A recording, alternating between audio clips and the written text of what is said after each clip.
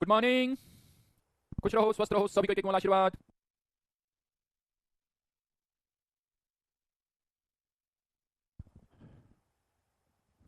जल्दी से लिख दीजिए audio video. Okay,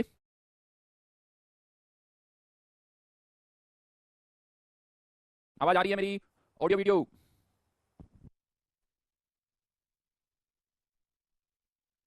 yes yes yes, जल्दी से जल्दी। ओके की जगह पीके, क्या बात है भाई। इधर का थोड़ा छोटा। हाँ, ठीक है। हाँ जी। और बढ़िया जी, बढ़िया। तो भाई लोगों, होमवर्क का क्या स्टेटस है? डीपीपी नंबर 8 तक, डीपीपी नंबर 8 तक यानी टाइप्स ऑफ रिएक्शंस, इन सब का मैं आपको होमवर्क दे चुका हूं।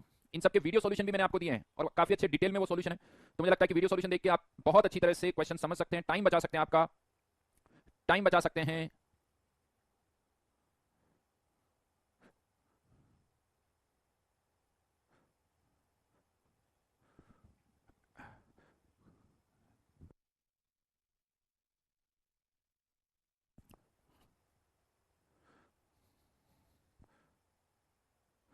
कुछ लोगों का कहना है कि वीडियो सॉल्यूशन नहीं मिले, मैं चेक करवा रहा हूं, फिर भी आप कर सकते हो। नहीं मिले तो अभी मैं चेक करवा लेता हूं, वैसे तो डल गए थे। हाँ भाई, कोई कह रहा है कि भारत ने पाकिस्तान पर अटैक कर दिया।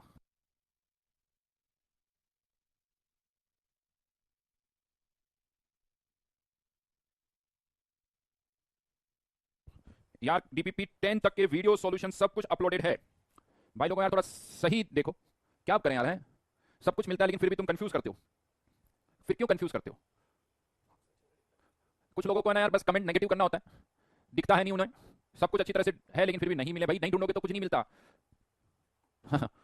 थर्ड वर्ल्ड वॉर के वक्त भी पढ़ाई होगी बेटा, कुछ नहीं होगा, डोंट वरी। ये सब अपना फोकस करो। दुनिया में बहुत सारी एक्टिविटीज होती है और हमारे देश में ये सब संभालने वाले लोग हैं। हर एक का अपना काम है, वो अपनी ड्यूटी कर रहा है। हम भी अपनी ड्यूटी करें, हम भी अपनी ड्यूटी करें, है ना। 140 करोड़ लोग हैं, सबके पास अपना अपना काम है। बस हम हमें अपने जो भी हमारा टास्क है उस पर फोकस करना है, बस सब सब सही होगा, डोंट वरी।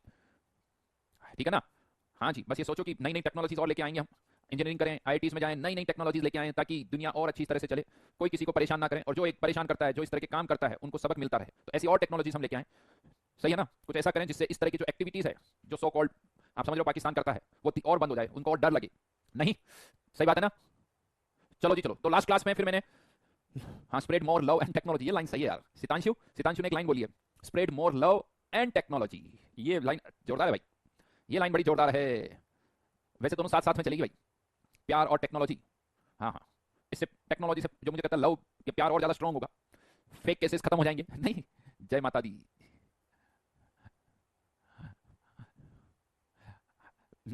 तो बस यही सोचो कि आप कुछ करना है, अगर कुछ करना है इंडिया के लिए, तो हाँ बस ऐसी और टेक्नोलॉजीज, आईआईटी में जाएं, इंडियन डिफेंस में जाएं, नेवी में जाएं, कुछ ऐसी टेक्नोलॉजी, इसरो में जाएं, डीआरडीओ में जाएं, ऐसी टेक्नोलॉजीज डेवलप करें जिससे लोग बागों को डर लगे, गलत काम कोई ना करें। That's it.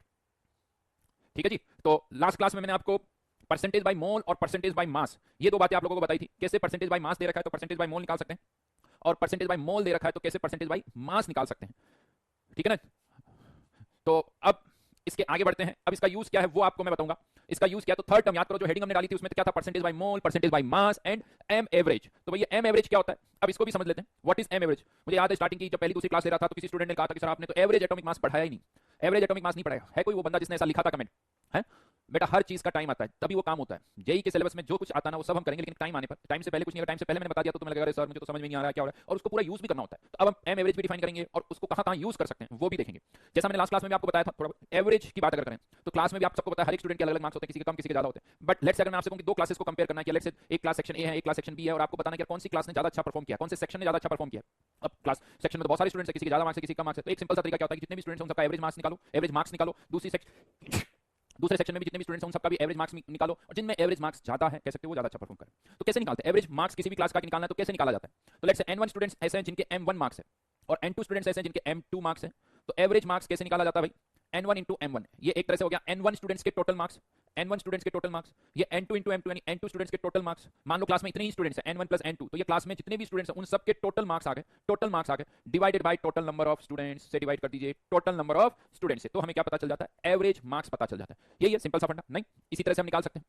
अब लेकिन आप कह सकते हो सर हमें मार्क्स का थोड़ी एवरेज निकालना है, हमारे केस में किसका एवरेज निकालना है? तो होता क्या, थोड़ा बहुत आप सबको पता है कि जो एलिमेंट्स होते हैं कार्बन, नाइट्रोजन, ऑक्सीजन, क्लोरीन, ये जो एलिमेंट्स होते हैं ना इनके भी आइसोटॉप्स होते हैं। कार्बन 12 भी होता है, कार्बन 13, कार्बन 14 होता है, क्लोरीन 35, 36, 37 भी होता है। तो अगर आपके पास कहीं कार्बन है तो इसका मतलब उसमें सारे एटम्स कार्बन 12 वाले नहीं हैं, उसमें कार्बन एटम जो है वो कार्बन 12 भी है, कुछ कार्बन 13 भी है, कार्बन 14 भी है। तो आपके पास जो कार्बन कहीं से भी दुनिया में कार्बन आप लेके आओगे, चाहे इंडिया से लाओ चाहे यूएस से लाओ, उसमें कार्बन 12, कार्बन 13, कार्बन 14 भी होगा, क्लोरीन 35, 36, 37 होगा। तो हम क्या करते हैं, उनका एवरेज एटॉमिक मास निकालते हैं। वो कैसे निकालेंगे? तो सिंपल सा फंडा, जैसे मान लो मेरे पास, लेट्स से मेरे पास एक क्लोरीन का सैंपल, इसमें क्लोरीन 35 भी है और क्लोरीन 37 भी है। तो पहले तो मुझे ये पता करना होगा कि जो सैंपल है उसमें क्लोरीन 35 के कितने एटम्स है और जो सैंपल है उसमें क्लोरीन 37 के कितने एटम्स है। लेट्स से क्लोरीन 31 के N1 एटम्स है, क्लोरीन 37 के N2 एटम्स है, ठीक है साहब। तो अब एवरेज कैसे निकालेंगे? तो इन N1 एटम्स का मास कितना हो जाएगा? N1 into 35। ये N1 एटम्स का मास हो गया, ये N2 एटम्स का मास हो गया। तो इसे मैं कह सकता हूं कि total mass divided by total number of atoms, total number of atoms. हाँ, अब यहां पर आता है, अगर ये N1 N2 number of atoms है तो नीचे भी नंबर ऑफ एटम्स लिखोगे, और अगर ये N1 N2 number of moles है तो नीचे भी नंबर ऑफ मोल्स ही आएंगे। तो कुल मिला के देखो चेंज कुछ भी नहीं होने वाला है, चाहे N1 N2 को नंबर ऑफ एटम्स भी बोल दो या नंबर ऑफ मोल्स बोल दो, कोई डिफरेंस उसमें नहीं आने वाला है। तो यहां पर ज्यादा अच्छा है क्योंकि हम ज्यादातर मोल्स में ही डील करते हैं, इसलिए N1 N2 को हम ज्यादातर क्या बोलेंगे? Number of moles of atom. तो फॉर्मूला ऐसे भी याद रखो, N1 N2 plus N1 M1 plus N2 M2 divided by N1 plus M2, एक, या ज्यादा अच्छा total mass divided by total moles. जैसे क्लास में total marks divided by total number of students. छोटा सा एक एग्जांपल ले लेते हैं, लेट्स से क्लोरीन 35 और क्लोरीन 37, ये क्लोरीन के दो आइसोटॉप्स है। लेकिन मैं आपको मोस्टली बता दूं, आइसोटॉप्स का ज्यादातर जो परसेंटेज गिवन होता है वो परसेंटेज बाय नंबर ही होता है। यानी नेचर में क्लोरीन जो है, जहां से जनरली जो है वो क्लोरीन 35 ज्यादा होती है, क्लोरीन 37 कम होती है। देखा जाए तो 75% और 25%, मतलब इसके 75 एटम्स है तो इसके 25, मतलब रेशियो वाइज देखा जाए तो अगर इसके 3 एटम है तो इसका 1 एटम होगा, या इसके 3 मोल है तो इसका 1 मोल होगा, ये आप कह सकते हो 3:1 के रेशियो में होगा। मतलब क्लोरीन 35 ज्यादा होती है, क्लोरीन 37 कम होती है। अब अगर हमें इनका एवरेज एटॉमिक मास निकालना है, एटम से इसलिए एवरेज एटॉमिक मास, तो 3 मोल एटम है, कौन से? क्लोरीन 35, तो 3 into 35। 1 मोल एटम्स किस कौन से आइसोटॉप्स के हैं? क्लोरीन 37, तो 1 into 37। तो ये तो हो गया टोटल मास, ये 35 जो क्लोरीन 35 आइसोटॉप्स है उसका टोटल मास, ये क्लोरीन 37 आइसोटॉप्स है उसका mass divided by N1 plus N2, और अगर आप इसको सॉल्व करते तो ये आ जाता है 35.5। और यही हम यूज करते हैं। अगर आप नॉर्मली देखोगे कोई भी कहता है क्लोरीन का एटॉमिक मास कितना है तो 35.5, ये उसका एवरेज एटॉमिक मास है। तो बड़ा सिंपल सा है, एवरेज कैसे निकालते हैं, नई चीज नहीं है, बहुत टाइम से आप कर रहे हो, इवन 8, 9, 10 में भी ये सारे क्वेश्चंस करते हो। तो एवरेज कैसे निकालना है वो हमें यहां पर पता चल गया, ठीक है जी। एवरेज जो है वो हमने यहां पर निकाला, लेकिन ध्यान रखना एवरेज यहां पर ये N1 N2 जो मैंने लिखे हैं ये क्या थे? Number of moles. N1 N2 जो मैंने यहां लिखे थे वो क्या थे? Number of moles. So be careful, अच्छी तरह से देख लेना कि ये क्या दे रखा है। चलिए एक और क्वेश्चन दे रहा हूं, एक और क्वेश्चन आपको दे रहा हूं, फिर से आपको average atomic mass find out करना है। वैसे यहाँ लैंग्वेज में आप एक एटम है एक मॉलिक्यूल है तो आप कुछ भी बोल सकते हो, एवरेज एटॉमिक या एवरेज मॉलिक्यूलर मास, क्योंकि मिक्सचर है। देखो यूनिट्स तो वही रहेगी प्रखर, एक मोल के मास की यूनिट वही रहेगी। अगर तुम मोलर मास बोलोगे तो ग्राम पर मोल, एक एटम का मास बोलोगे तो केवल एमयू, उसके आगे यूनिट्स जैसे तुम लगाओगे उसके अकॉर्डिंग तुम बोल दो उसको। चलिए तो अब मैंने एक और क्वेश्चन दिया है, बट बी केयरफुल, ढंग से देखना क्वेश्चन क्या है, जल्दबाजी में नहीं। फाइंड आउट क्या करना? Again average atomic mass. Answer आ भी गया मेरे पास, श्रवणी सिंह, बड़ा हाँ जी, सबकी चैट विजिबल है बेटा, सबकी चैट विजिबल है। मैं आप लोगों को बता दूं, आप जो कमेंट करते हो आपको नहीं दिखते हैं बट हमें दिखते हैं। आपको आपस में एक दूसरे के कमेंट नहीं दिखते हैं लेकिन हमें आप सबके कमेंट दिखते हैं, सो डोंट वरी, आप कमेंट करिए। बट आंसर बहुत वेरी कर रहे हैं, 68 भी आ रहा है, 68, 10, 13.2, 11, यस, फटाफट फटाफट जल्दी से लिखिए कमेंट। 66। देखो एक बात मैं बता दूं, अगर क्लास में मार्क्स का एवरेज निकाल रहे तो जिस स्टूडेंट्स के मैक्सिमम मार्क्स है और किसी के मिनिमम मार्क्स है तो एवरेज हमेशा उस मैक्सिमम से मिनिमम के बीच में ही आएगा। एवरेज कभी मैक्सिमम से ज्यादा नहीं हो सकता है और ना मिनिमम से कम हो सकता है, हमेशा ध्यान रखो। तो यहाँ पर इसका एवरेज एटॉमिक मास है 4, इसका मॉलिक्यूलर मास है 16, तो जो इनका एवरेज आएगा भाई लोगों वो 4 से 16 के बीच में ही आएगा। बिल्कुल अमित बेट सही कहा। तो जिनका भी आंसर 4 से 16 के बाहर है, इस रेंज के बाहर है, वो सब गलत है, लेकिन अभी भी बहुत सारे आंसर आ रहे हैं। चलिए करके देखते हैं। तो यहाँ पर अब गलती कहाँ हो सकती है? ये परसेंटेज बाय मास है, मतलब अब अगर ये 20 ग्राम है तो ये 80 ग्राम है साहब, ये 80 ग्राम है। मोल्स निकालने पड़ेंगे तो किससे डिवाइड करना पड़ेगा? 4 से। इसको किससे डिवाइड करना पड़ेगा? 16 से।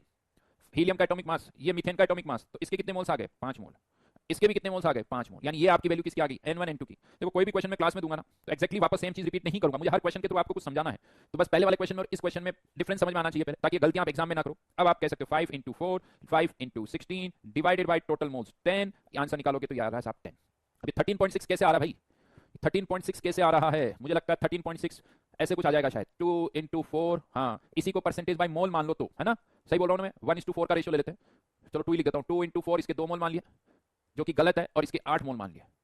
8 into 16 डिवाइडेड बाय 10, है ना? तो इससे आंसर कितना आएगा? 8 प्लस 16 into 8, ये कितना हो जाएगा जी? 128। हाँ समझ गया भाई, समझ गया मैं। ये आ गया 13.6 जो कि गलत है, जो कि गलत है। इतना हिंट देने के बाद भी, कितना हिंट मैंने दिया था कि ढंग से क्वेश्चन को देखना, ढंग से क्वेश्चन को देखना। मास कुछ भी मानो बेटा, रेशियो यही रहना चाहिए, 1:4 का रेशियो रहना चाहिए। अगर तुम 4 और 16 ग्राम मानोगे तब भी कोई प्रॉब्लम नहीं है, 1:4 का रेशियो रहना चाहिए। तो 13.6, अब वो गलती तो कभी नहीं करोगे ना? श्योर? यस आकांक्षा, निधि और देवांश। अब ये गलती नहीं होनी चाहिए, हाँ या ना? अरे आदर्श बेटा आंसर निकालो ना यार, क्यों जिस पहले जो क्वेश्चन कहा जा रहा है उस पर फोकस करो ना।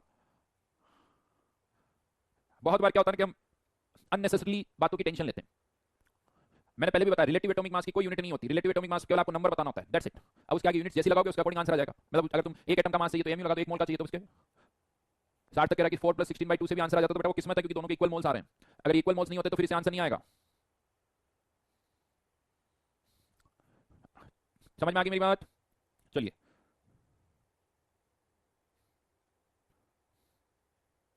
अच्छा एक छोटा सा और काम बता देता हूं। ये जो फॉर्मूला हमने यहां लिखा है ना, वैसे तो हम ऐसे ही करेंगे, लेकिन एक छोटी सी चीज आपने नोटिस की, आपने यहां पर देखिए मास कितना था 20 ग्राम, उसको मोल से डिवाइड किया तो 5, 20 को 4 से डिवाइड किया तो 5, फिर यहां पर 5 को किससे मल्टीप्लाई कर रहे हैं 4 से, तो वापस क्या आ गया 20। बेसिकली ये 20 क्या है, हीलियम का मास, ये 80 क्या है, मीथेन का मास। तो एक फॉर्मूला इसी को मैं रीअरेंज करके लिख रहा हूं, यानी आपके सामने ये फॉर्मूला तो है जो आप लिखते हो, बट इसी फॉर्मूले को मैं ऐसे भी कह सकता हूं n1 × m1, ये क्या है मास ऑफ n1 एटम्स, ये n1 एटम का मास है w1, ये n2 एटम्स का मास है w2, divided by number of moles. यानी किसी क्वेश्चन में मास पता है तो कैसे करना है, तो मास से मोल्स कैसे निकालते हैं, सिंपली इसको ऐसे कह सकते हो n1 m1 = w1। तो यहां पर n1 की वैल्यू क्या जाएगी w1/m1, w1/m1। तो यहां इस n1 की जगह मैं क्या लिख सकता हूं w1/m1 प्लस n2 की जगह क्या लिख सकता हूं w2/m2।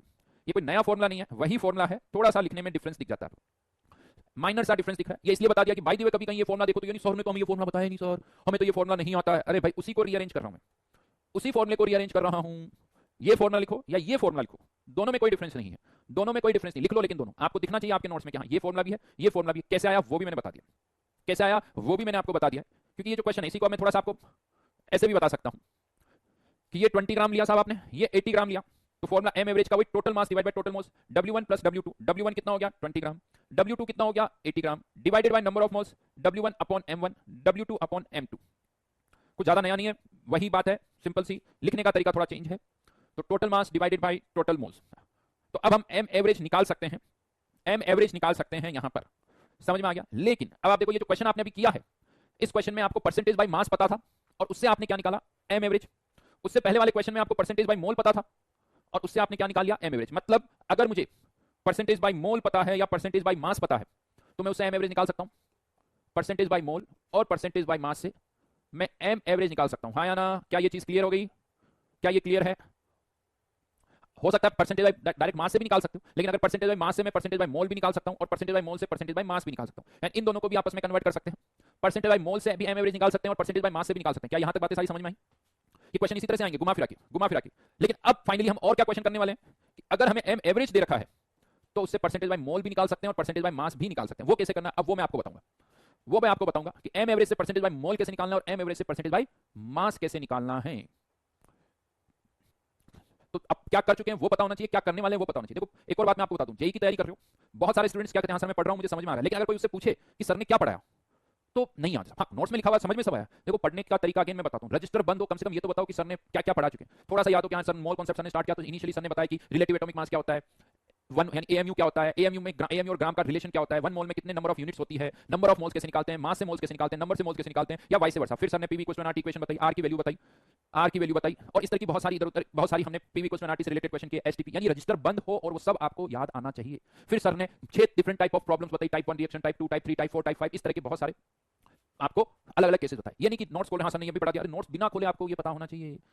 समझ में आ गई मेरी बात? तब जाके आपको लगना चाहिए कि हाँ मेरी प्रैक्टिस सही हो रही है। हर लेक्चर के बाद सोचो अच्छा सर ने, और इसको याद कैसे करना उसका भी तरीका बताता हूँ। हर लेक्चर के बाद अच्छा सर ने आज ये पढ़ाया, जब नेक्स्ट लेक्चर पढ़ चुके हो तो पहले ये सोचो कि पहले लेक्चर में क्या पढ़ाया और आज क्या पढ़ाया। फिर थर्ड लेक्चर जब स्टार्ट हो तो पहले लेक्चर में ये पढ़ाया था, फिर सर ने ये पढ़ाया, फिर सर ने ये थोड़ी देर तक सोचो, आंखें बंद करके सोचो, रजिस्टर बंद करके सोचो, ये याद आना चाहिए, हेडिंग्स याद आनी चाहिए कि हाँ जब टाइप 6 होगी तो फिर सर ने percentage by mole, percentage by मास और m एवरेज बताया, उससे रिलेटेड कुछ क्वेश्चंस भी दिमाग में लाने की कोशिश करो, क्योंकि ये जब क्वेश्चंस दिमाग में आ जाएंगे तो सॉल्यूशन भी अपने आप याद होगा, सॉल्यूशन भी अपने आप याद होगा। यस बहुत बार मैं आपको तो आंसर पता ही नहीं होता कि क्वेश्चन ही नहीं पता होते, सब क्वेश्चन ही दिमाग में नहीं तो आंसर क्या होता, क्वेश्चन दिमाग में तो आंसर आएगा अपने आप, आंसर भी याद होगा। सीरियसली बता रहा हूं, क्वेश्चन याद करोगे तो आंसर भी याद हो जाएंगे, नहीं तो क्वेश्चन आपको परेशान करेगा, वो क्वेश्चन आपको सोने नहीं देगा। समझ रहे हो मेरी बात को? हाँ जी। तो यहां मैं जो अप्रोच बता रहा हूं उसको फॉलो करो, बहुत मजा आएगा, बहुत मजा आएगा। चलिए अब देखते हैं कि m एवरेज से कैसे परसेंटेज बाय मोल और परसेंटेज बाय मास निकाल सकते हैं, उसकी हम बात करेंगे। तो चलिए ये तो फॉर्मूले हैं, वापस एक बार मैं आपको दिखा रहा हूं, m average total mass divide bye total moles, या तो फॉर्मूला आप ये वाला यूज कर लो या फॉर्मूला ये वाला भी यूज कर सकते हो, ये अलग अलग फॉर्मूले नहीं है, फिर से मैं बता रहा हूं लिखने का तरीका अलग अलग है। लेकिन अब एक क्वेश्चन पर आते हैं, a mixture of N2 and O2 has average molecular mass 29, find percentage by mole of N2 and O2, यानी बताना है कि इस मिक्सचर में नाइट्रोजन और ऑक्सीजन का परसेंटेज बाय मोल कितना है, परसेंटेज बाय मोल कितना। तरुण कह रहा है कि कंपटीशन इंक्रीज मत करो। बेटा आपको पता है जो मैं बातें यहां बोलता हूं, क्या लगता है कितने परसेंट स्टूडेंट्स उसको फॉलो करते हैं? बहुत कम। हार्डली जो मैं बोलता हूं 10% उसे फॉलो करते हैं, 90% फॉलो नहीं करते, है ना? शिवम या तरुण या सितांशु, सीरियसली बता रहा हूं, अभी मैं कल परसों ऑफलाइन क्लास में पढ़ा रहा था, तो एक चीज बड़ी मैंने बोली थी, मैंने कहा यार देखो, अगर आप सोचो कि जेई में अच्छी रैंक लानी, तो सबसे पहले पता क्या होना चाहिए? टीचर जो कह रहा है उसको ब्लाइंडली फॉलो करो। टीचर ने जो कहा है वो करना है, दैट्स इट, उसे कंप्लीट करने का काम करो।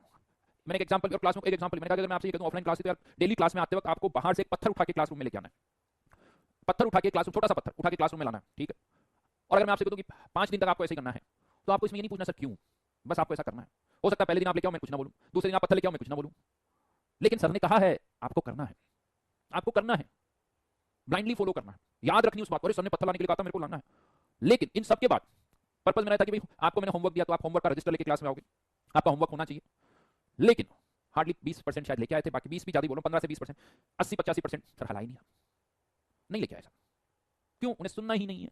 लेक्चरबाजी सुनी, जैसे लेक्चर खत्म हुआ खत्म, बस लेक्चर सर ने आधा घंटा लेक्चर दिया, हो गया, तो वापस हम तो जैसा करेंगे सर वैसे ही करेंगे, आप कितना भी लेक्चर। बहुत सारे स्टूडेंट्स बड़े इंटरेस्टेड होते हैं कि सर टॉपर्स की रैंक कैसे आती है, हमें भी बताओ, टॉपर्स कैसे बनते हैं हमें भी बताओ। लेकिन जब उनको ये बता दी कि टॉपर्स ये करते हैं, तो फिर कुछ नहीं बोलते साहब, फिर चुप, या ऑन दी स्पॉट हाँ सर मैं भी ऐसे करूंगा, लेकिन शाम तक तो भूल जाते हैं, शाम तक तो भूल जाते हैं कि टॉपर्स क्या क्या करते हैं। भैया उस टॉपर को कहते हो ना कि सर ने कहा कि एक पत्थर उठा के लाना, वो लेके आएगा। उस टॉपर को कहते हो कि 10 दिन बाद ये क्वेश्चन मैंने होमवर्क में दिया, 10 आज डिस्कस नहीं करूंगा, कल नहीं करूंगा, 10 दिन बाद डिस्कस करूंगा। वो एक्जेक्टली 10 दिन कहेगा सर आपने बोला था ये क्वेश्चन होमवर्क में दिया था, आज डिस्कस करने के लिए कहा था। जिस दिन कहा जाता है उस दिन उसको याद रहता है। ये निशानी होती है टॉपर की। चलिए वापस इस पर आते हैं। तो इसलिए देखो ये अच्छी बात भी है आपके लिए, अच्छी कैसे इस चीज को कि यार जो बातें हम टीचर्स लोग बोलते हैं उसमें से 90% जनता उसको फॉलो नहीं करती, तो आपका कंपटीशन ज्यादा नहीं हो रहा है, आपका कंपटीशन कमी है। आपको बस उस 10% में आना है, आपको देखना कि मैं 90% में तो नहीं हूं, मैं 10% में होना चाहिए, मैं 10% में होना चाहिए। सीरियसली बता रहा हूं, जेईई मेंस देने वाले 14-15 लाख होंगे, 14-15 लाख, बट हार्डली 2-3 लाख से ज्यादा सिंसियरली ऑनेस्टली तैयारी नहीं करते हैं। सही बता रहा हूं, बस वो फॉर्म भरते हैं, तैयारी नहीं करते हैं, होमवर्क नहीं करते हैं। तो अच्छी बात है, तुम तो यही दुआ करो कि ज्यादा से ज्यादा लोग होमवर्क ना करें, बट ये साथ में दुआ करो कि आप होमवर्क जरूर करो। तो अब इसको कैसे करना वो थोड़ा सा बता देता हूं। तो यहां पर मान लेते हैं, let the number of moles of N2 x मान लिया, और ऑक्सीजन के कितने हो जाएंगे, क्योंकि परसेंटेज निकालना है, तो ऑक्सीजन के कितने मान लिया मैंने, 100 माइनस x। तो एक तरह से ये मेरा क्या हो गया N1 और ये मेरा क्या हो गया N2। ठीक है जी, तो m एवरेज का फॉर्मूला लगाना है। इसका भी मैं एक और तरीका भी बताऊंगा, लेकिन अभी तो यही तरीका हम कर रहे हैं। N1x इंटू M1 28, नाइट्रोजन का मोलर मास से मल्टीप्लाई कर दिया, N2 ऑक्सीजन के moles 100 minus x into oxygen का molar mass 32 divided by total moles, nitrogen और ऑक्सीजन के टोटल मोल्स कितने हैं 100, और ये m एवरेज कितना दे रखा है 29। तो x के लिए जब सॉल्व करोगे तो x की वैल्यू आ जाएगी 75, मतलब 100 मोल्स में से नाइट्रोजन के है 75, ऑक्सीजन के है 25 मोल्स। तो आपको क्या पता चल गया, परसेंटेज बाय मोल। समझ में आ रही मेरी बात? ये मोल्स है, ध्यान रखना, ये मोल्स है यहाँ पर, ये x और 100 minus x, let the number of moles. तो N1 M1 वाला फॉर्मूला हमने लगा दिया, बहुत आसान है। वैसे मैं आपको एक छोटी सी चीज और बता देता हूँ, एक और छोटी सी चीज बता देता हूँ। N2 और O2, N2 का मोलर मास है 28, ऑक्सीजन का मोलर मास है 32, और जो एवरेज है वो है 29। एवरेज जिसके ज्यादा क्लोज होगा उसके परसेंटेज बाय मोल ज्यादा होंगे। राइट नाउ ये एवरेज किसके ज्यादा क्लोज है, 28 के, मतलब नाइट्रोजन का परसेंटेज ज्यादा है। अगर एवरेज ऑक्सीजन के क्लोज होता तो ऑक्सीजन का ज्यादा होगा। जैसे यही अगर 29 की जगह 31 होता तो ये 75% होता और ये 25% होता, और अगर 30 होता जो कि दोनों के बीच में है, 28 और 30 के बीच में, 28 और 32 के बीच में है, तो दोनों 50% होते हैं। एवरेज हमेशा इन दोनों के बीच में आएगा, जिसके ज्यादा क्लोज है उसका परसेंटेज ज्यादा होगा, ये ध्यान रखना। तो इससे भी एक आइडिया लग जाता है। Got it? परसेंटेज बाय मोल निकाल लिया। तो अभी हमने क्या किया, एम एवरेज से परसेंटेज बाय मोल निकाला है, विच इज 75%। लेकिन चलिए एक और क्वेश्चन करते हैं, एक और क्वेश्चन करते हैं। इस क्वेश्चन में मैंने अगेन एम एवरेज दे रखा है, विच इज 24। बहुत बेसिक से क्वेश्चन है। देखो ये क्वेश्चन अपने आप आपको सारे थ्योरी बता देगा। बहुत सीक्वेंस में मैं क्वेश्चंस कर रहा हूं, बहुत सीक्वेंस में, कुछ भी जंप नहीं कर रहा हूं, बिल्कुल जीरो से स्टार्ट कर रहे हैं। पहला क्वेश्चन केवल मोल्स, लेकिन इसमें मैंने आपसे क्या पूछा, परसेंटेज बाय मोल्स भी निकालो और परसेंटेज बाय मास भी निकालो। बताइए अब कैसे क्या आंसर आएगा, फिर मैं तो बताऊंगा कि कैसे करना है, बट पहले आप आंसर निकालिए। परसेंटेज बाय मोल भी बताइए, परसेंटेज बाय मास CH4 का लिख दो, चलो परसेंटेज बाय मोल CH4 और percentage by mass CH4। CH4 के लिए परसेंटेज बताना है सब। वेरी गुड, फटाफट आंसर आ गया मेरे पास। रक्षित, पीयूष, कृष, जयश्री, दिव्यांशु, अर्णव, अमन, फटाफट बताइए। राहुल, तनु या तरु, दूर से यार तनु और तरु में मैं डिफरेंशिएट नहीं कर पा रहा हूं। राज, किशोर, राज अलग है किशोर अलग है। आदर्श, आदित्य, सौरभ, एके, मानसी, अमंजा, अक्यूब, अंकुश, अद्वैत, आकांक्षा, क्या बात है, सब ए वाली है। यशराज, क्या बात है। परसेंटेज बाय मोल का आंसर मुझे बिल्कुल सही लग रहा है। विप्लव भगा जा रहा है भाई, अब नाम नहीं पढ़ पाऊंगा मैं, अब नाम नहीं पढ़ पाऊंगा। परसेंटेज बाय मास भी बताना है, परसेंटेज बाय मास भी बताना है। क्वेश्चन क्यों पूछा है वो भी मैं आपको समझाऊंगा। चलिए पहले परसेंटेज बाय क्या निकाल लेते हैं, मोल्स, जो कि अभी हमने किया ही था वैसे ही करना है। एक के x मोल्स मान लो, दूसरे के 100 माइनस x मोल्स मान लीजिए।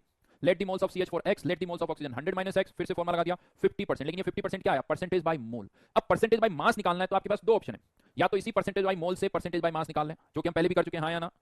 तो परसेंटेज बाय मास निकालना, परसेंटेज बाय मोल आ गया, परसेंटेज बाय मोल से परसेंटेज बाय मास निकाल सकते हो। लेकिन हम डायरेक्टली भी परसेंटेज बाय मास निकाल सकते हैं। क्या जरूरी है कि परसेंटेज बाय मास निकालना है तो पहले परसेंटेज बाय मोल निकालना पड़ेगा? कोई जरूरी नहीं है भाई, कोई जरूरी नहीं है। हम डायरेक्ट परसेंटेज बाय मास भी निकाल सकते हैं। कैसे निकाल सकते हैं वो भी बताऊंगा। लेकिन अगर आप पहले देखो कि इस परसेंटेज बाय मोल से कैसे परसेंटेज बाय मास निकालेंगे, तो यहां पर CH4 और ये O2, ये 50% बाय मोल, ये भी 50% किया हुआ क्वेश्चन हमने।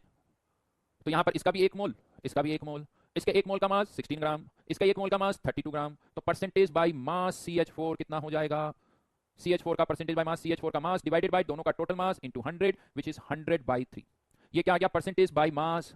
लेकिन कैसे निकाला, परसेंटेज बाय मोल से परसेंटेज बाय मास निकाला मैंने। अगर आप चाहते हो कि डायरेक्ट परसेंटेज बाय मास, वो भी निकाला जा सकता है, लेकिन उसके लिए फिर फॉर्मूला W1 प्लस W2 वाला यूज करना पड़ेगा। W1 प्लस W2 वाला कैसे वो बता रहा हूं। यहां पर देखो, यहां पर अब की बार हमने मान लिया कि लेट दी मास, ढंग से पढ़ना इस चीज को, लेट दी मास, मोल्स नहीं माने मैंने, y, और अच्छा ये भी मास है, गलत लिखा हुआ है, और let the mass of oxygen 100 minus y, यानी ये मेरा हो गया W1, ये मेरा हो गया W2, W1 plus W2 divided by moles W1 upon M1, W2 upon M2, y plus 100 minus y divided by y upon 100 plus यहां पर भी 100 होगा, 100 माइनस y, मीथेन का मास डिवाइड बाय 16, मीथेन के मोल्स, और ये ऑक्सीजन के moles 100 minus y divide by 32। इसी को रीअरेंज करके सॉल्व कर दीजिए, देखिए वही आंसर आ रहा है 100/3। लेकिन ऐसा नहीं कि इस तरह से करना है, आपकी इच्छा हो जैसे करो। अगर आपको परसेंटेज बाय मास निकालना है, आप चाहो तो पहले परसेंटेज बाय मोल निकालो, हम वही करेंगे। अगर कोई आपसे पूछे एम एवरेज से परसेंटेज बाय मास निकालना है, तो मेरा मानना है कि पहले हमेशा परसेंटेज बाय मोल ही निकाल लो, मोल ही निकाल लो, और फिर परसेंटेज बाय मोल से परसेंटेज बाय मास निकालो। मेरा ऐसा मानना है कि ये और जल्दी हो जाएगा, इसमें टाइम कम लगेगा, डायरेक्ट परसेंटेज बाय मास निकालने में टाइम ज्यादा लग जाए। तो हम यही करेंगे। दो तरीके मैंने दोनों बताए हैं, लेकिन किसको हम ज्यादा प्रायोरिटी देंगे वो भी मैं आपको बता रहा हूं। लेकिन अब यहां पर मैं आपको एक शॉर्टकट भी बता रहा हूं। ये क्वेश्चन ठीक है वैसे भी कम टाइम में हो रहा है, लेकिन इसका अब मैं आपको एक शॉर्टकट और बता रहा हूं साहब, उससे आप इस क्वेश्चन को और जल्दी कर सकते हो, और जल्दी कर सकते हो। कैसे जल्दी कर सकते हो बताता हूं आपको। N2 और O2 वाला क्वेश्चन से स्टार्ट करते हैं। N2 का मोलर मास 28, इसके नीचे लिख दो, इसका मोलर मास 32, और M एवरेज दे रखा था आपको, जो क्वेश्चन हमने किया था 29, हाँ है ना। अब अगर मुझे नाइट्रोजन का परसेंटेज निकालना है, परसेंटेज बाय मोल N2, तो शॉर्टकट क्या है वो बता रहा हूं। तो यहां पर डिनोमिनेटर में तो हमेशा क्या आएगा, N2 और O2 के मोलर मास का डिफरेंस, यानी 32 माइनस 28, डिनोमिनेटर में हमेशा इन दोनों के मोलर मास का डिफरेंस। और न्यूमरेटर में क्या आएगा, अगर हम उसकी बात करें तो न्यूमरेटर में यहां पर 32, अगर मुझे नाइट्रोजन का परसेंटेज चाहिए तो ऑक्सीजन और एम एवरेज का डिफरेंस लेना है, इन दोनों का डिफरेंस लेना है। नाइट्रोजन का परसेंटेज चाहिए तो ऑक्सीजन और एम एवरेज का डिफरेंस लेना है इनटू 100। तो अगर इसको सॉल्व करें 3 divided by 4 into 100 which is 75%। और अगर मुझे percentage by mole oxygen find out करना है तो डिनोमिनेटर तो अभी भी वही रहेगा 32 माइनस 28। इस तरह से सेपरेट करोगे कि हर एक वैल्यू पॉजिटिव आए, डिनोमिनेटर में कोई चेंज नहीं होगा। लेकिन अब ऑक्सीजन का परसेंटेज निकालना है तो इन दोनों का डिफरेंस 29 माइनस 28 इनटू 100 सॉल्व कर लीजिए, वो 25% आ जाएगा। समझ में आई मेरी बात। अब आप सोचोगे ये जादू कुछ नहीं है, उसी फॉर्मूले को थोड़ा रीअरेंज करके लिख दिया तो उससे फटाफट हो रहा है। जैसे अगर मैं आपसे कहूं लिख लो, आप इसको तरीका मैंने बता दिया है, थोड़ी जगह क्रिएट कर लेते हैं ताकि इसी जगह पर हम कुछ कर सकें।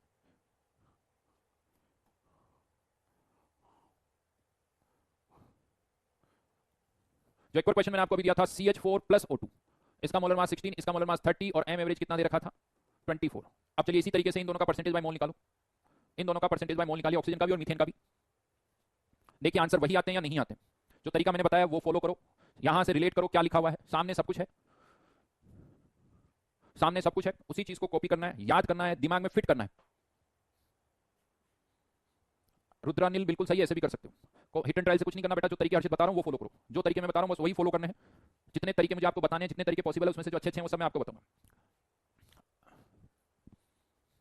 तो परसेंटेज बाय मोल CH4 करिए फटाफट, सबको आंसर देना है, सबको आंसर देना है। जो क्लास में बैठा हुआ है, जो क्लास में सुन रहा है, मैं आपको ये पहले भी बोल चुका हूं, क्लास में अगर बैठे हो तो कमेंट जरूर करो। इससे अगर ये कमेंट करते रहोगे तो आपकी जो जर्नी है, जो आपका टारगेट है वो सही चलता रहेगा। अगर कमेंट नहीं करोगे, कमेंट बड़े बड़े मत करो, लेकिन यस आंसर पूछा जाए फटाफट आंसर लिखो, यस नो फटाफट से जवाब दो, क्योंकि बड़े कमेंट लिखने में टाइम लगता है, छोटे छोटे कमेंट करो। बहुत बढ़िया। तो देखिए यहां पर फिर डिनोमिनेटर में क्या लिखूंगा, डिनोमिनेटर में तो इन दोनों के मोलर मास का डिफरेंस 32 माइनस 16, न्यूमरेटर में CH4 का परसेंटेज चाहिए तो oxygen minus M average, oxygen minus M average solve कर लीजिए, ये 50% आ जाएगा, और दूसरे का भी करोगे तो वो भी 50% आ जाएगा। हाँ लेकिन इस शॉर्टकट से ध्यान रखना परसेंटेज बाय मोल ही आएगा, इस शॉर्टकट से परसेंटेज बाय मोल ही आएगा, परसेंटेज बाय मास नहीं आएगा, ये हमेशा याद रखना। लेकिन अब आप अगर मुझसे पूछते हो कि सर परसेंटेज बाय मास फिर कैसे निकालें, तो चलिए उसका भी एक शॉर्टकट बताता हूं। हाँ देखो, अब ये शॉर्टकट आप यूज करना चाहो या नहीं करना चाहो, दोनों ही ऑप्शन, क्योंकि मेरा ही मानना है कि शॉर्टकट क्या होते हैं अलग से याद रखने पड़ते हैं, तो वो कभी कभी एग्जाम में क्लिक नहीं करता है। तो कोई जरूरी नहीं कि शॉर्टकट से ही एग्जाम में करना है, अगर क्लिक कर जाए अच्छी बात है, नहीं तो आपको नॉर्मल तरीका पता होना चाहिए। तो अब मैं आपको परसेंटेज बाय मास कैसे निकालना है उसका भी एक फॉर्मुला बता रहा हूं। तो ये तो परसेंटेज बाय यहां पर देखिए एक फॉर्मुला मैंने लिखा, अगर किसी का भी परसेंटेज बाय मोल पता है और उसका परसेंटेज बाय मास निकालना है, मान लो दो सब्सटेंस है, एक का मोलर मास m1 एक का मोलर मास m2, तो percentage by mole of m1, जिस percentage by mole of m1 उसी का परसेंटेज बाय मास निकालना है, तो करना क्या है, जिसका परसेंटेज बाय मोल पता है उसके m1 यानी उसके मोलर मास से मल्टीप्लाई करो, divide by m average, divide by m average, यानी परसेंटेज बाय मोल को उसी के मोलर मास से मल्टीप्लाई करके m एवरेज से डिवाइड कर दो, आपका आंसर आ जाएगा। CH4 का जो क्वेश्चन हमने किया था, CH4 का परसेंटेज बाय मोल आया था 50%, याद है 50%, इसका परसेंटेज बाय मास निकालना है, CH4 का molar mass divide by m average, 2/3 answer आ जाएगा। ऑक्सीजन का परसेंटेज बाय मास निकालना है, तो ऑक्सीजन का परसेंटेज बाय मोल, ऑक्सीजन का molar mass divided by m average. ये सब फॉर्मूले, ऐसा नहीं कोई जादू हो रहा है, कोई जादू हो रहा है, दो तीन, ये सब रीअरेंजमेंट का गेम है, देखो सब कुछ रीअरेंजमेंट का ही गेम है। कंफ्यूजन बेटा होता है, किसी ने लिखा सर कंफ्यूजन हो रहा है, आज मार्केट में मोबाइल खरीदने जाते हो ना बेटा, तो भी बहुत कंफ्यूजन होता है, कपड़े खरीदने जाते हैं तब भी बहुत कंफ्यूजन होता है, यार ये वाला शर्ट खरीदूं तो मैं ये टी-शर्ट खरीदूं, मन करता है ये सारे खरीद लूं, वो पॉसिबल होता नहीं है, अब तीन में से एक सेलेक्ट करना है तो क्या करिए, वो भी कंफ्यूजन होता है, मोबाइल में भी कंफ्यूजन होता है, जूतों में भी कंफ्यूजन होता है, सब में कंफ्यूजन होता है बेटा, जितने ज्यादा ऑप्शंस होते हैं कंफ्यूजन उतना ही ज्यादा होता है, सिलेबस ज्यादा है तो कंफ्यूजन ज्यादा होगा, एग्जाम में अगर एक ही चैप्टर आए तो कोई कंफ्यूजन नहीं है, लेकिन सोचो कंफ्यूजन तुम्हें नहीं है तो किसी और को भी नहीं है, फिर सबके 720 आएंगे, फिर सबके 720 आएंगे। एक बड़ी अच्छी लाइन लिखी, आसान पेपर में रैंक लाना मुश्किल होता है और मुश्किल पेपर में रैंक लाना आसान होता है। आसान पेपर में रैंक लाना मुश्किल होता है और मुश्किल पेपर में रैंक लाना आसान होता है, ये मैं आपको बता दूं। नहीं, जेई मेन से ज्यादा आसान है जेई एडवांस में रैंक लाना। अनिक कह रहा सर मैं तो इनमें से कुछ भी नहीं खरीदता। अच्छा,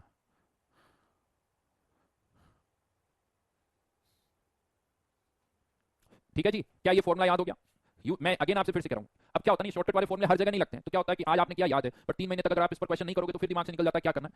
एक्चुअल तरीका भी बताओ, शॉर्टकट भी याद करने की कोशिश करो, वो भी हो सकता है। समझ में आ गई मेरी बात? कैसे ने पूछा 100 माइनस कैसे बेटा तुम्हारे 9 10 के कुछ पाप है जो तुम यहां पर धोने की कोशिश कर रहे हो, है 13 पे आ गए, परसेंटेज 100 माइनस एक्स क्यों लिया, क्या बोलूं मैं तुम। लेकिन अब यहां पर फाइनली अगर आप ये देखोगे तो अब हम percentage by mole, percentage by मास और एम एवरेज इन तीनों को एक दूसरे से रिलेट कर चुके हैं। अगर मुझे इन तीनों में से कुछ एक भी पता है, इन तीनों में से कुछ एक भी पता है तो मैं कुछ भी फाइंड आउट कर सकता हूं। एम एवरेज पता है तो percentage by mole, percentage by mass, percentage by mass पता है तो percentage by mole, M average, यानी ये अच्छी तरह से हम कन्वर्ट कर सकते हैं। अब इसको आगे कैसे यूज करना उसकी बात करते हैं, इसको आगे कैसे करें उसकी बात करते हैं। तो एक और नई टर्म यूज कर, अब मैं डिफाइन कर रहा हूं, that is degree of dissociation. That is degree of dissociation. क्या होती है भैया डिग्री ऑफ डिसोसिएशन? चलिए उसको समझते हैं, हेडिंग डालिए डिग्री ऑफ डिसोसिएशन। बहुत छोटी छोटी चीजें हम अक्यूमुलेट कर रहे हैं, देखो बहुत स्टेप बाय स्टेप हम आगे बढ़ रहे हैं। हर एक चीज जो मैं आपको बता रहा हूं उसको पहले डिफाइन कर रहा हूं, बस आपको क्या करना है, उन पर जो होमवर्क दिया जा रहा है वो करना है। अगर आपको लगे थोड़ा कंफ्यूजन है तो उसी होमवर्क को वापस से करना है, और जैसे मैंने बताया नोट्स को रिकॉल करो, दिमाग में नोट्स को छाप दो, सामने ये पढ़ाया था पहले लेक्चर में, फिर ये पढ़ाया था, फिर ये पढ़ाया था, फिर ये पढ़ाया था। डिग्री ऑफ डिसोसिएशन क्या होता है उसको समझते हैं। लेट्स से मेरे पास ए के 10 मोल है और उसमें से 3 मोल रिएक्ट करते हैं। 10 में से कितने मोल रिएक्ट करें? 3 मोल। तो अगर मैं पूछूं कितने परसेंट ए रिएक्ट कर रहा है, तो आपको 10 में से 3 मोल रिएक्ट कर रहा है तो 30%। 10 में से 3 मोल रिएक्ट कर रहा है तो 30%, राइट। जब आप परसेंट बोलते हो तो इसका मतलब पता क्या है कि 10 में से 30% जो आपने बोला, इसका मतलब पता क्या कि 10 में से 3 मोल रिएक्ट कर रहे हैं तो 100 में से कितने करेंगे? 30। 100 में से 30, इसीलिए वो 30% हो गया। आउट ऑफ 100 परसेंट हमेशा क्या होता है? Out of 100। अगर आपके 80% मार्क्स है मतलब 100 में से 80 मार्क्स है, राइट। तो लेकिन जो डिग्री ऑफ डिसोसिएशन होता है ये आउट ऑफ 100 नहीं होता, ये आउट ऑफ 1 होता है। ये आउट ऑफ 1 होता है। बेटा देखो मैंने एक चीज बताई थी, कुछ स्टूडेंट्स ऐसे हैं जिन्हें वो बात थोड़ी अभी समझ में नहीं आती कि जब मैं क्लास में पढ़ा रहा होता हूं तो केवल मोल कॉन्सेप्ट की बात करूंगा, जो चैप्टर चल रहा है उसकी बात करूंगा। कुछ लोग जो प्रेजेंट होता है ना उसमें नहीं रहते, या तो वो केवल पास्ट की बात करते हैं या वो फ्यूचर की बात करते हैं और प्रेजेंट बर्बाद करते हैं। वो प्रेजेंट बर्बाद करते हैं, वो केवल फ्यूचर में की बात कर लेते हैं, ये करेंगे नहीं करेंगे, क्या ये होगा नहीं होगा। प्रेजेंट सर वो तो मेरा बर्बाद है, उन्हें कोई मतलब नहीं होता कि क्या चल रहा होता है भाई साहब। जबकि हर सेशन में आपको ये बोला हुआ है कि तुम्हारी रैंक लाने के लिए जो चाहिए सब होगा, लेकिन उनको ये बात ही समझ में नहीं आती। तो बेटा इधर उधर की कमेंट करना बंद कर दो, फायदे में रहोगे, ध्यान रखना। हाँ, प्रेजेंट को बर्बाद मत करो, वो प्रेजेंट ही तुम्हारे लिए बहुत सारे प्रेजेंट लेके आएगा। ये जो प्रेजेंट ही है जो आपके लिए बहुत सारे प्रेजेंट लेके आएगा, फ्यूचर की बातें छोड़ दो। समझ में आ गया होगा मेरी बात? चलिए, लेकिन अब अल्फा क्या होता है? Alpha is with respect to 1। तो 10 में से 3 मोल रिएक्ट कर रहे हैं तो एक में से कितना करेगा? एक में से 3/10 विच इज अल्फा। यानी इवन आप ये कह सकते हो अल्फा से परसेंटेज भी निकाल सकते हो। अगर अल्फा 0.3 है तो परसेंटेज निकालना तो 100 से मल्टीप्लाई कर दो, तो किसी का अल्फा 0.3 तो परसेंटेज 30%, या परसेंटेज 30 तो अल्फा 0.3, परसेंटेज 70 तो अल्फा 0.7, परसेंटेज 80 तो अल्फा 0.8, 100 का डिफरेंस होगा। इसे आप यील्ड भी कह सकते हो, ज्यादा डिफरेंस नहीं है डिग्री ऑफ डिसोसिएशन और यील्ड में। यील्ड विद रिस्पेक्ट टू 100 होती है, ये विद रिस्पेक्ट टू 1 होता है। किसी की यील्ड 80% यानी अल्फा 0.8, 90% अल्फा 0.9, 20% अल्फा 0.2। तो अल्फा क्या है लिख लीजिए, it is equal to the number of moles dissociated और reacted per mole of reacted, per mole of reactant. इसे हम कहते हैं अल्फा या डिग्री ऑफ डिसोसिएशन। चलिए आगे बढ़ते हैं, आगे बढ़ते हैं। भाई मन ने पूछा sir what is degree of dissociation? इतनी देर क्या समझाया भाई मैंने? चाइनीज में कुछ समझाया था क्या? हाँ जी, ये क्या लिखा हुआ है? ये डेफिनेशन किसकी है? रिया ये भी बोल सकते हो, number of moles dissociated divided by total number of moles initially, बिल्कुल सही है, वो भी बोल सकते हो, number of moles dissociated divided by initial moles. Abdul बेटा डीपीपी 8 के क्वेश्चन फिर से करो, क्लास में देखो क्या क्या पढ़ाया गया, उनकी प्रैक्टिस करो, 2-3 बार करोगे क्लियर हो जाएगा। ये मैं आपको बता दूं, अगर कभी भी किसी को लगता है सर क्वेश्चन कर तो लिए लेकिन अभी भी तकलीफ हो रही है, तो उन्हीं क्वेश्चंस को फिर से करो, क्लास के एग्जांपल्स को फिर से करो, एक बार नहीं 2 बार करो, 2 बार नहीं 3 बार करो, सब समझ में आ जाएगा। ठीक है, अब ये तो हो गया अल्फा, मैंने आपको डिफाइन कर दिया। अब यहां पर रिएक्शन लेट से कोई हो रही है, ए कन्वर्टिंग इनटू बी प्लस सी, मान लेते हैं इनिशियली इसके ए मोल्स है, कितने मोल्स है ए, लेकिन ये सारे मोल्स रिएक्ट नहीं कर रहे हैं, इसमें से केवल कितने रिएक्ट कर रहे हैं एक्स, तो ए माइनस यानी इनिशियली इसके ए मोल्स थे, उसमें से एक्स रिएक्ट कर गए, तो ए के कितने मोल्स बचे हुए रह गए, ए माइनस एक्स।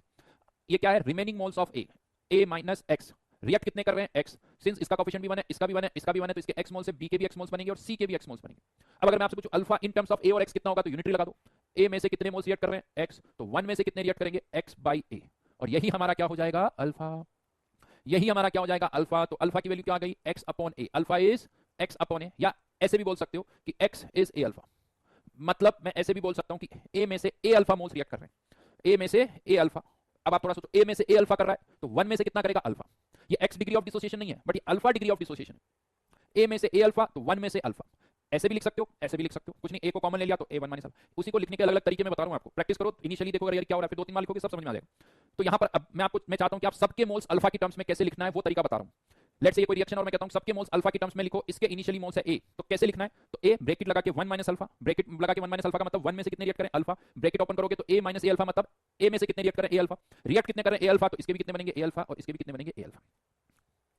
अगर मैं आपसे कहूं कि एक्स की टर्म में एक्सप्रेशन लिखो तो ऐसे लिखना है, अगर मैं आपसे कहूं अल्फा की टर्म्स में एक्सप्रेशन लिखना है तो ऐसे लिखना है, ये नहीं कि सर मेरे को तो डिफरेंस ही नहीं पता भाई, एक्स की टर्म में कैसे लिखना है ऐसे लिखना है, अल्फा की टर्म्स में कैसे लिखना है ऐसे लिखना है, जहां ए क्या initial moles of A taken, X क्या moles of A reacted, A minus X क्या remaining moles of A, A 1 minus alpha भी क्या remaining moles of A, X की टर्म में भी लिख सकते हैं अल्फा की टर्म्स में भी लिख सकते हैं। अभी और एग्जांपल में ले रहा हूं, अभी और एग्जांपल भी मैं ले रहा हूं, डोंट वरी, ये तो एक रिएक्शन का है, ये एक्स की टर्म है ये अल्फा की टर्म्स, यहां हमेशा 1 माइनस अल्फा ही आएगा, ध्यान रखना 1 में से अल्फा रिएक्ट कर रहा है तो ब्रैकेट ओपन करो तो ए में से ए अल्फा।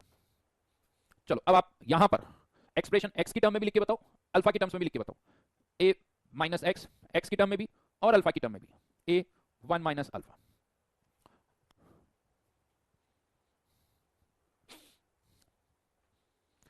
लिखिए जल्दी से फटाफट, बी और सी के मोल्स, फर्स्ट रिएक्शन की बात कर रहा हूं,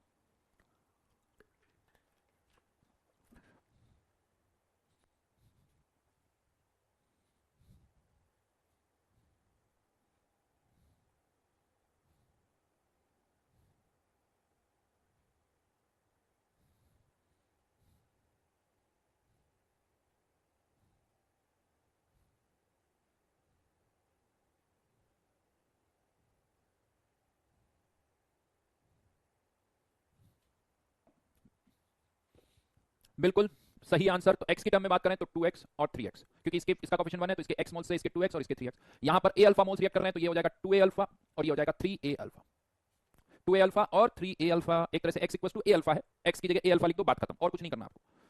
हाँ लेकिन यहां गड़बड़ होती है बहुतों के साथ, यहां पर वो एक गलती करते हैं, क्या गलती करते हैं अब वो बता रहा हूं, यहां क्या लिखना है, a माइनस x या 2x, क्या करना है भाई, या ए 1 माइनस अल्फा या 2 अल्फा, क्या लिखूं, अल्फा की टर्म्स में बताओ, यहाँ अल्फा लिखना है या 2 अल्फा लिखना है, क्या लिखना है बताओ, अल्फा या 2 अल्फा, बहुत बड़े। तो यस मैं आपको यहां बता दूं, यहां चाहे 2 हो या 3 हो या 4 हो, हमेशा यहां a माइनस एक्स लिखोगे और यहां a माइनस अल्फा लिखोगे। अगर यहां अल्फा की जगह कुछ और लिखा, बहुत सारी जनता करती है 1 माइनस 2 अल्फा, तो फिर वो अल्फा डिग्री ऑफ डिसोसिएशन नहीं होगा, अगर 1 माइनस 2 अल्फा लिख गया तो 2 अल्फा डिग्री ऑफ डिसोसिएशन हो जाएगा, अगर 1 माइनस 2 अल्फा लिख गया तो 2 अल्फा डिग्री ऑफ डिसोसिएशन हो जाएगा, तो ये 1 माइनस अल्फा ही लिखना है। हाँ अब b के मोल्स निकालते वक्त इस 2 से मतलब आपको, तो इसके x मोल्स रिएक्ट कर रहे हैं तो इसके x मोल्स इसके बनेंगे x by 2, इसके भी x by 2, इसके a अल्फा मोल्स रिएक्ट कर रहे हैं तो a अल्फा by 2 और a अल्फा by 2। समझ गए, ये गलती नहीं होनी चाहिए, कभी भी नहीं करनी आपको। फिर से बोल रहा हूं, अगर आपने यहां पर a 1 माइनस 2 अल्फा लिख दिया तो फिर वो अल्फा डिग्री ऑफ डिसोसिएशन नहीं होगा, a 1 माइनस 2 अल्फा लिखोगे तो ये गलत हो जाएगा, लिखो और काट दो।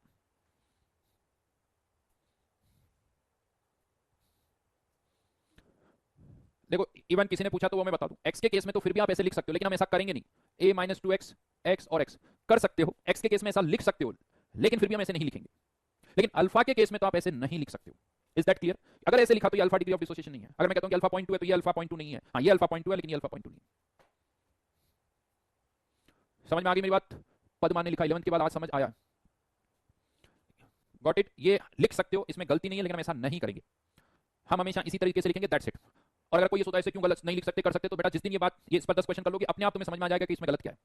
तो अभी तो जो कह रहा हूं वो करो। बहुत बार मैं कहता हूं ऐसा करना है तो बहुत दिमाग में आता है कि ऐसा क्यों करें, तो बेटा पहले जो कह रहा हूं वैसा करो, उस पर 3-4 क्वेश्चन कर लोगे तो अपने आप समझ में आ जाएगा कि यार इसमें क्या गलती हो रही है।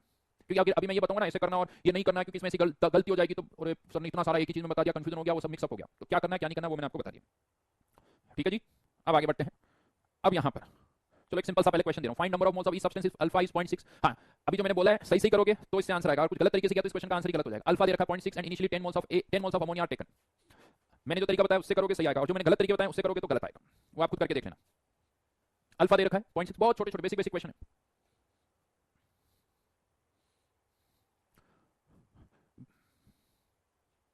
शिवम कह रहा मुझे तो पूरी 11th ये समझ में नहीं आया था।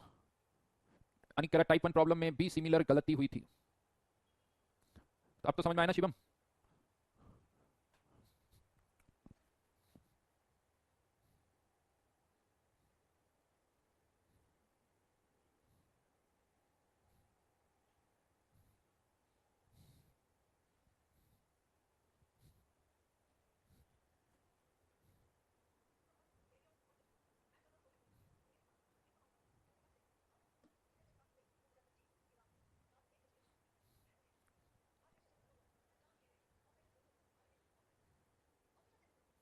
चलिए तो बड़ा आसान क्वेश्चन है, लेकिन अब मैं चाहता हूं कि पहले अल्फा की टर्म्स में एक्सप्रेशन लिखें तो क्या लिखूं, 1 माइनस अल्फा या नहीं। आंसर तभी आएगा जब ए 1 माइनस अल्फा लिखोगे, ए अल्फा बाई 2 और 3 ए अल्फा बाई 2। अब आप इसमें ए और अल्फा की वैल्यूज पुट कर दो, तो अभी हम थोड़ा सिस्टमेटिक कर रहे हैं, बाद में थोड़ा हवा में भी कर सकते हो। ए की value 10, 1 minus 0.6, 10 into 0.6 divided by 2, 3 into 10 into 0.6 divided by 2, तो ये वैल्यू आ गई 4, ये वैल्यू आ गई 8। सही लिखा क्या मैंने? हाँ, 16 डिवाइड बाई 2, तो ये 6, 18 डिवाइड नहीं, उल्टा लिख दिया, सॉरी 3, 6 डिवाइड बाई 2 3, और यहाँ पर क्या आएगा 9, तो 4 3 9। अब आप सोच लेना, अगर ए 1 माइनस 2 अल्फा लिख दोगे तो क्या ये आंसर आएंगे? नहीं आएंगे, क्योंकि 1 माइनस 2 अल्फा अगर आपने लिखा तो फिर वो अल्फा 0.6 नहीं होगा। अगर ऐसे लिखोगे तो ही ये अल्फा 0.6 है, डिग्री ऑफ डिसोसिएशन। क्लियर? अच्छी तरीके से बात समझ में आई? चलो यहीं पर एक और इंटरेस्टिंग क्वेश्चन देता हूं, बहुत छोटा सा है लेकिन उससे बहुत सारी चीजें बहुत अच्छी तरह से समझ में आएगी। चलिए एक और क्वेश्चन लिखते हैं।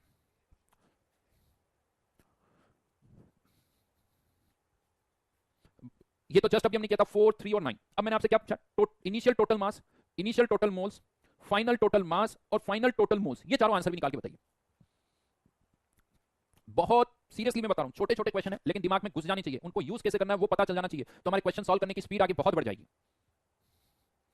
जो क्वेश्चन था उसी की बात कर रहा हूं, लाइन बहुत क्लियर है। Initial total mass, total mass मतलब टोटल मास, टोटल मास मतलब अगर अमोनिया तो केवल अमोनिया, जितने भी सब्सटेंस है उनका मास, तो इनिशियली केवल क्या है? अमोनिया ही है। इनिशियली अमोनिया ही है तो अमोनिया का मास ही टोटल मास होगा। फाइनली तीनों है तो तीनों का मास का सम करना पड़ेगा। टोटल मास पूछा जा रहा है, बहुत क्लियर लैंग्वेज है, आपको इसका सही सही मतलब निकालना है, लैंग्वेज में कहीं कोई कंफ्यूजन नहीं है।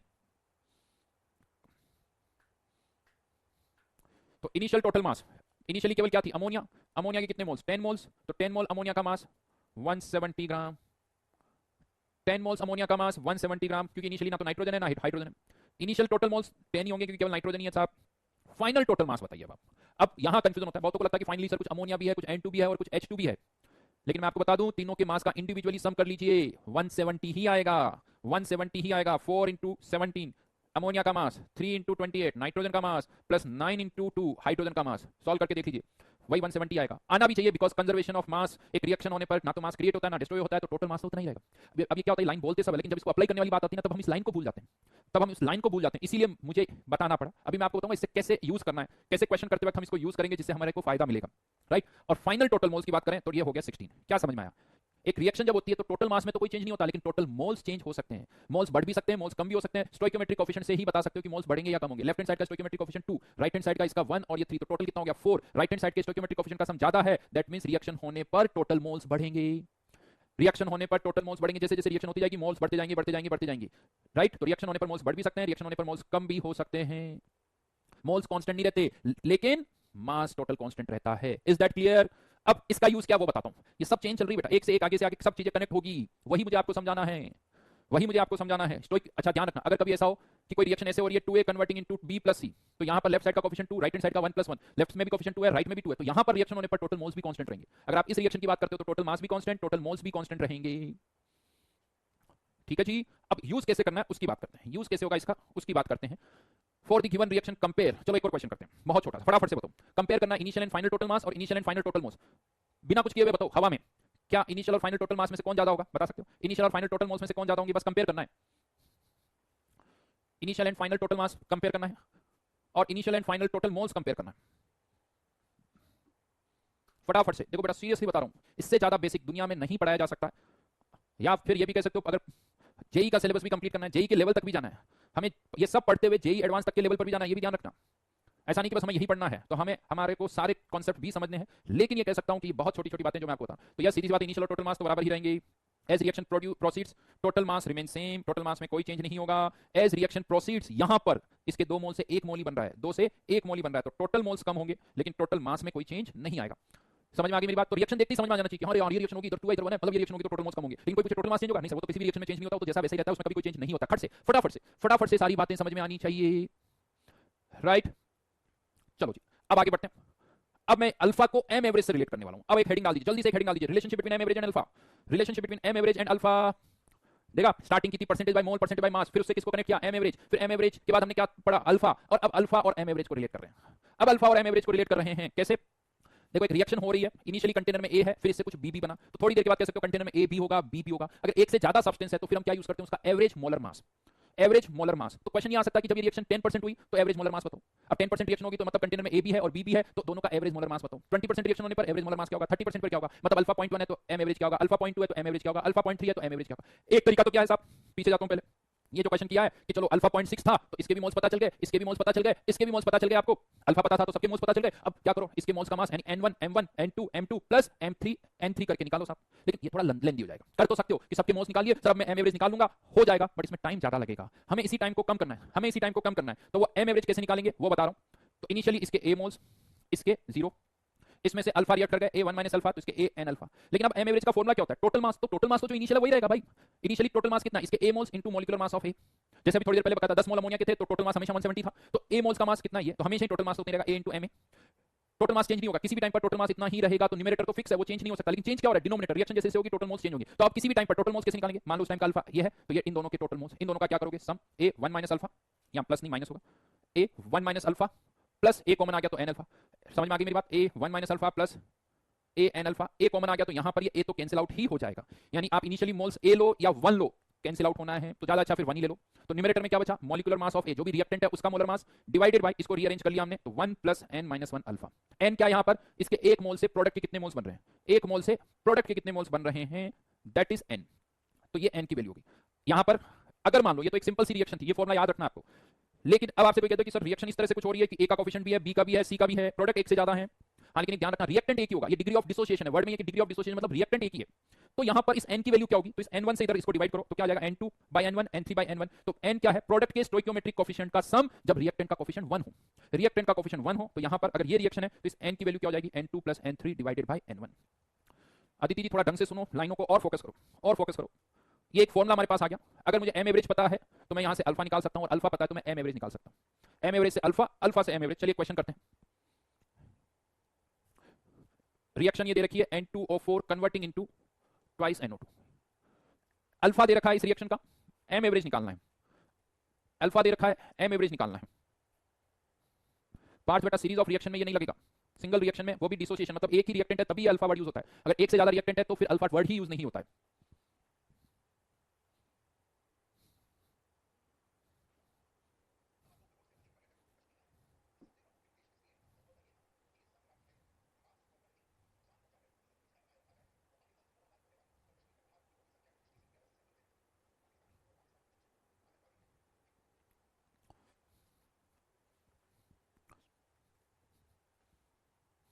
डायरेक्ट फॉर्मुला लगा के भी आंसर निकाल सकते हो और वापस से एक्सप्रेशन लिख के भी कर सकते हो। अभी मैं फॉर्मुला लगा देता हूं, M average equals to molecular mass of A, मतलब यहां पर मॉलिक्यूलर मास ऑफ ए यानी क्या है, N2O4 divided by 1 plus n minus 1 alpha. तो right now molecular mass of A मतलब N2O4 का molar mass which is 92 divided by 1 plus, एक मोल से कितने मोल बन रहे हैं, 2, तो इस n की वैल्यू कितनी हो गई, 2 माइनस 1 इनटू अल्फा। तो ये 1.5 हो जाएगा, 1.5 विच इज 3/2, यानी 184 divided by 3 will be the answer. बिल्कुल सही, 61.33, 61.33 विल बी द आंसर। अब समझ में आ गया Ma क्या है, अब समझ में आया Ma किसका मोलर मास है, जो भी रिएक्टेंट उसका, n की वैल्यू क्या है वो भी समझ में आ गई। चलो एक और क्वेश्चन कर लेते हैं, एक और क्वेश्चन कर लेते हैं, ये आज का लास्ट क्वेश्चन है भाई, ये आज का लास्ट क्वेश्चन है।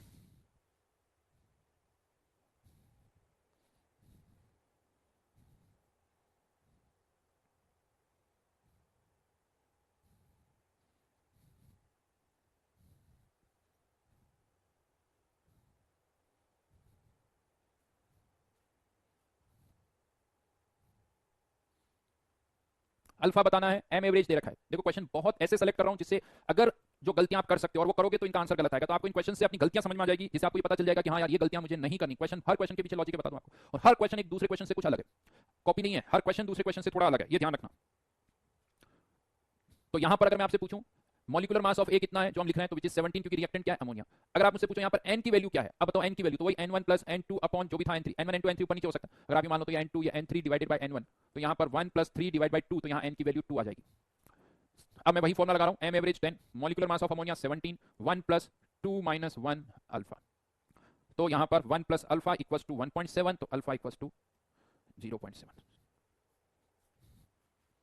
लेकिन यहां पर मैं आपको ये भी बता दूं, ये बातें मेरी जो समझ में आ रही ना, अगर आपने इनको आज ही वापस होमवर्क में नहीं कन्वर्ट किया, ढंग से रिवाइज नहीं किया, इससे रिलेटेड होमवर्क नहीं किया ना, तो 5 दिन बाद फिर साफ हो जाएगा, फिर जीरो से स्टार्ट करना पड़ेगा, फिर जीरो से स्टार्ट करना पड़ेगा।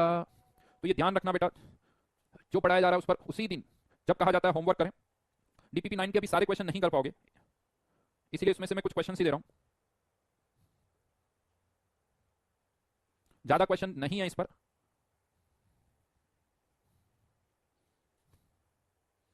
चलिए एक काम करते हैं, ये तो मैंने आपको दे दिया, थोड़ा और होमवर्क दे रहा हूं, इसको भी इधर ही लिख देता हूं। डीपीपी 9 1267 1267, ये किसमें से है, एक्सरसाइज 1 से। चलिए कुछ होमवर्क एक्सरसाइज 2 से भी देता हूं आपको, एक्सरसाइज 2 से भी दे रहा हूं।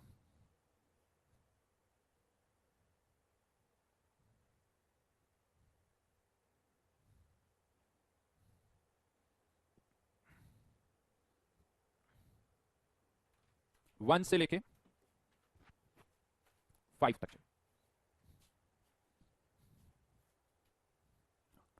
वन से लेके 5, चलो 8 और 9 और देता हूं, 8 और 9 ये होमवर्क है नेक्स्ट क्लास का। देखो इसका सॉल्यूशन मिलेगा आपको, इसका भी वीडियो सॉल्यूशन नहीं मिलेगा, जिसका वीडियो सॉल्यूशन नहीं मिल रहा है वो हम क्लास में डिस्कस करेंगे, जिसका अगर वीडियो सॉल्यूशन मिल गया उसको हम क्लास में ज्यादा डिस्कस नहीं करेंगे, क्योंकि डिटेल में सॉल्यूशन हो जाता है। अदरवाइज आपको ये करना है, किसी ने पूछा बैकलॉग, बेटा स्टार्टिंग में बैकलॉग, अभी तो क्लास स्टार्ट हुई है, तो जिन्होंने थोड़ा लेट ज्वाइन किया उनके लिए मैं बता दूं, अभी कोर्स ज्यादा नहीं हुआ है, वो फटाफट यानी लेक्चर्स देखे, और जो उस लेक्चर का होमवर्क दिया है उसे 100% ना करे, उसको 50% करे। 50% कैसे, जो क्वेश्चंस मैंने दिए उसमें से ऑड नंबर वाले क्वेश्चन कर ले, 1 3 5 7 ऐसे लेक्चर देखें, लेकिन दूसरा लेक्चर देखने से पहले पहले लेक्चर में जो होमवर्क दिया जा रहा है वो करें, फिर नेक्स्ट लेक्चर देखें, फिर उसका होमवर्क करें, ऑड नंबर वाले क्वेश्चन कर लो, ऑड नंबर वाले क्वेश्चन कर लो, odd and even number, odd करना है तो ऑड करो, इवन नंबर, इससे थोड़ा जल्दी सारा काम हो जाएगा। लेकिन जो जनता केवल लेक्चर देखती है, होमवर्क नहीं करती है, उनको कोई फायदा नहीं मिलेगा, ये ध्यान रखना। तो जल्दी से जो भी बैकलॉग है वो कवर करो, अभी ज्यादा कुछ नहीं हुआ है वो आप कवर कर सकते हो, ताकि आगे आपको कोई प्रॉब्लम नहीं हो। देखो टीचर, अब कभी कोर्स हमें कंप्लीट करना है, दिसंबर तक कंप्लीट करने में भी बहुत फाइट है, तो हम नहीं रुक सकते, हमारी स्पीड चलती रहेगी, धीरे धीरे थोड़ी और स्पीड बढ़ेगी, आपकी भी स्पीड बढ़ेगी, ऐसा नहीं कि आप लोगों की स्पीड नहीं बढ़ेगी, आप लोगों की भी स्पीड बढ़ेगी, ठीक है जी। जैसे जैसे प्रैक्टिस करते जाओगे आपको खुद रियलाइज होगा कि आप लोगों की स्पीड बढ़ रही है और बढ़ रही है, ठीक है जी। पराग बेटे जो क्वेश्चन का कनेक्शन ही वो मत पूछो, होमवर्क जो दिया जा रहा है वो पूछो, गैस स्टेट भी होगा, जेई वाले सारे चैप्टर्स होंगे, डोंट वरी, ठीक है जी। चलिए मिलते हैं नेक्स्ट क्लास में, बाय बाय।